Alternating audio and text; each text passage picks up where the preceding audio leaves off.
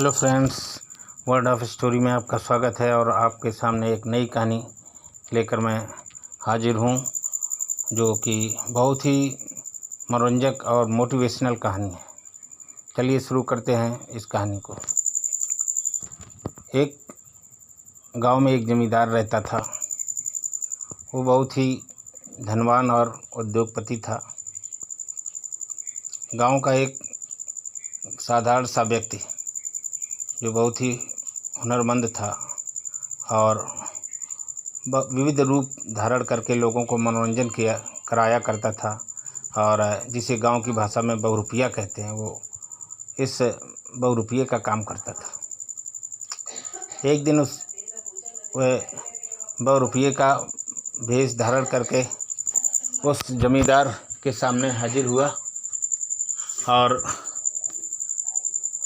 उस बहुरूपिये में उसने इनकम टैक्स ऑफिसर का रूप धारण किया और अपने कुछ साथियों के साथ उस जमींदार के घर जा पहुंचा।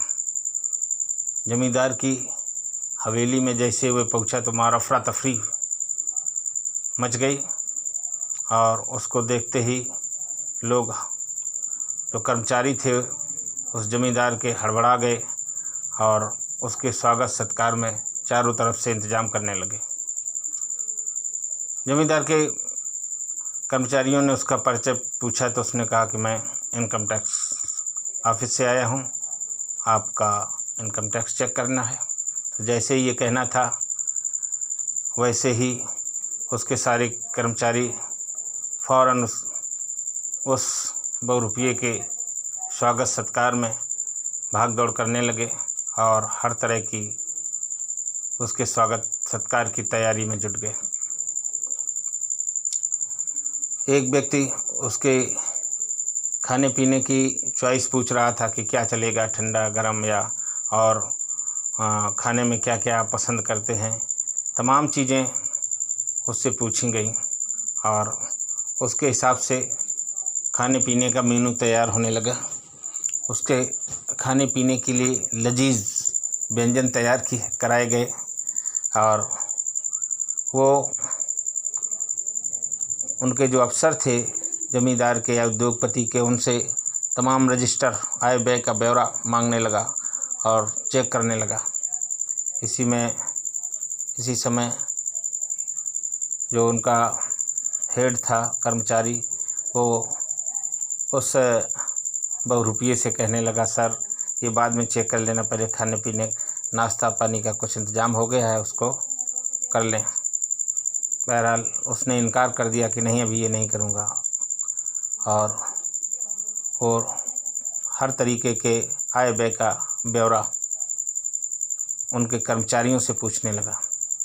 यह पूछताछ सुनकर सभी कर्मचारी और जमींदार परेशान थे, बेहद परेशान थे, और उसे खुश करने की हर संभव कोशिश में लगे हुए थे। यहाँ तक कि वो इतना परेशान थे कि जो जमींदार थे वो कर्मचारियों के ऊपर सारा काम छोड़ करके और वहाँ से दाएं बाएं हो गए। जब सारी चीज़ें वो चेक करने लगा और उसने चेक करने के बाद आय व्यय के सारे रजिस्टरों को चेक करके जमींदार के बारे में पूछा कि वो कहाँ हैं, तो लोगों ने कहा कि अभी बाहर गए हैं, अभी आ रहे होंगे। तरह तरह के बहाने किए, लेकिन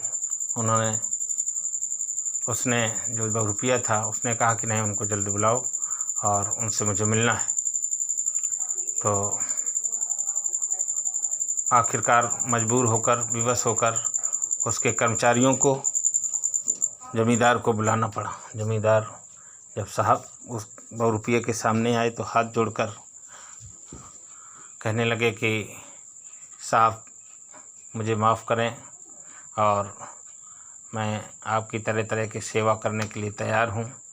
हमसे कुछ गलतियाँ हुई हैं, कुछ इनकम टैक्स वगैरह नहीं जमा कर पाए हैं, कुछ आय के स्रोत नहीं बता पाए हैं, इसके लिए मैं क्षमा चाहता हूँ।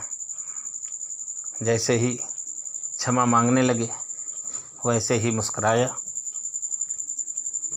वो 2 रुपया और बोला कि क्षमा मत मांगिए, मैं तो केवल अपने इनाम का हकदार हूँ और मैं अपना इनाम चाहता हूँ।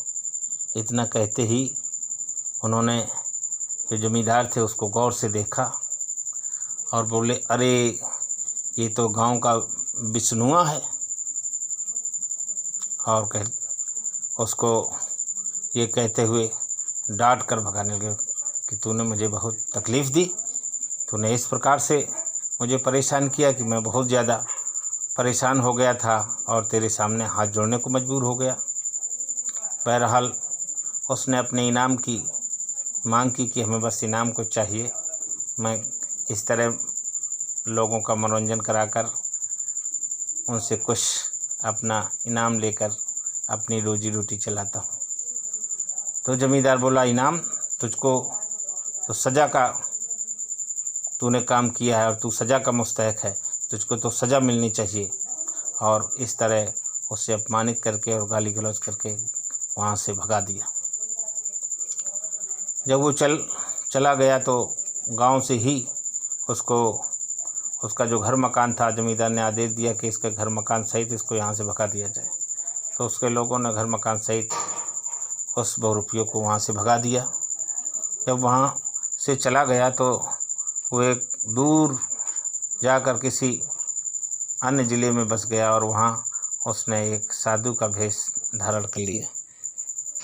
साधु का भेष धारण करने पर उसके यहाँ लोग दूर दूर से आने लगे और पूजा पाठ कराने लगे। बहुत से लोग अपनी मुरादों के लिए उसे दान देते थे और उसने एक मंदिर बनवाया।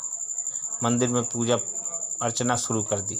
जब वो आसपास के क्षेत्रों में प्रसिद्ध हो गया तो वो कुछ समय बाद फिर राजा के पास आया।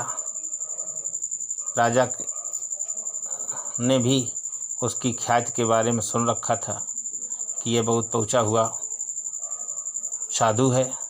राजा के दरबार में जब आया तो उसकी बहुत ज़्यादा आवभगत की गई और एक साधु की तरह उसको सम्मान दिया गया, उसको पुरस्कार दिया गया और उससे राजा ने अपनी हवेली के अंदर ही एक मंदिर बनवाकर उसको वहीं पूजा अर्चना की इजाज़त दी। पूजा अर्चना के दौरान वो कुछ समय के लिए वहाँ उपदेश देने लगा। उपदेश सुनकर लोग बहुत उससे प्रभावित होते और बहुत से लोग उसके शिष्य हो गए। यहाँ तक कि वो ज़मींदार भी उनका शिष्य हो गया और उनकी जो पत्नी थी वो भी उनकी शिष्य हो गई। उसके उपदेश ने उस ज़मींदार को इतना प्रभावित किया कि एक दिन उन्होंने अपना सब कुछ बेचकर उस मंदिर और उस 2 रुपये के हवाले कर दिया और स्वयं उसके मुरीद हो गए, शिष्य बन गए। ये सब कुछ करने के बाद जब उनसे कहा गया, उस जमींदार से उस 2 रुपये ने कहा कि आप साधु बनकर तपस्या करें और इससे आपको इस लोक में नहीं बल्कि परलोक में बहुत ज़्यादा लाभ होगा। तो वो एक दिन सब अपना घर बार छोड़कर और साधु बनकर बाहर चलने की इजाज़त उस 2 रुपये से मांगने आए। तो जैसे ही इजाज़त मांगी वैसे ही 2 रुपये ने कहा कि साहब, हमको अपना इनाम चाहिए और बाहर जाने से पहले मुझको अपना इनाम दीजिए। जब इनाम की बात आई तो फिर वो ज़मींदार जान गया कि ये वही 2 रुपया है और फिर उसको गाली गलौज देकर उसको दुत्कार कर अपमानित करके वहाँ से भगा दिया। तो इस कहानी से मुझे ये शिक्षा मिलती, ये सीख मिलती है कि व्यक्ति को मूर्ख बनाकर कितना कुछ लिया जा सकता है, लेकिन अगर ईमानदारी से आदमी कुछ मांगता है तो उसको कुछ नहीं देते लोग। तो इस कहानी से हमें प्रेरणा मिलती है कि एक हुनर के ज़रिए किसी व्यक्ति से सब कुछ लिया जा सकता है, चालाकी से और धूर्तता से, लेकिन अगर ईमानदारी से उससे केवल अपना इनाम चाहो तो इनाम में 200-400-500 रुपये या 1000-2000 रुपये वो देने को तैयार नहीं है। जबकि मूर्खतापूर्ण ढंग से, चालाकी से अगर उसको अंधविश्वासों में और दूसरे तरीक़ों से मोटिवेट करके अपना मकसद पूरा करना चाहो तो वो सब कुछ देने को तैयार हो जाता है। मित्रों, मैं आशा करता हूँ कि ये कहानी आपको बहुत पसंद आई होगी, और अगर पसंद आई है तो लाइक का बटन दबाना और सब्सक्राइब करना ना भूलें। उम्मीद करता हूँ कि आप मुझसे इसी तरह जुड़े रहेंगे और हमारी हौसला अफजाई करते रहेंगे। इसी के साथ आपसे इजाज़त चाहते हैं। नई कहानी के साथ अगली बार फिर आपसे आपकी सेवा में हाजिर होंगे। तब तक के लिए अनुमति चाहता हूँ। नमस्कार, जय हिंद।